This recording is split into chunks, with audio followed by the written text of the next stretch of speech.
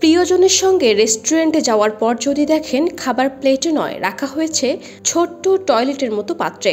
চেয়ারের বদলে সবাই বসেছেন সিরামিকের হাই কমোডে, তাহলে কেমন লাগবে? এরপর খাবার মেনু হাতে নিয়ে যদি দেখেন খাবারের নাম কালো পটি, পটির গন্ধ সহ হরেক রকম নাম। অদ্ভুত শোনালেও লস অ্যাঞ্জেলেসে রয়েছে ম্যাজিক রেস্টরুম ক্যাফে নামে এমনই এক রেস্তোরাঁ, যেখানে টয়লেট আকৃতির চেয়ারে বসে খাওয়া হয় টয়লেট আকৃতির প্লেটে। এমনকি যারা রেস্ট করছেন তারাও বসে আছে টয়লেটের মতো হাই কমোডে।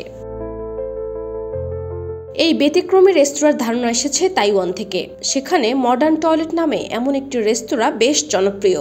সেখান থেকে এই অদ্ভুত ধারণা আমেরিকায় আসে। তবে পরিবেশনার জন্যই এই রেস্তোরাঁ এত আলোচিত।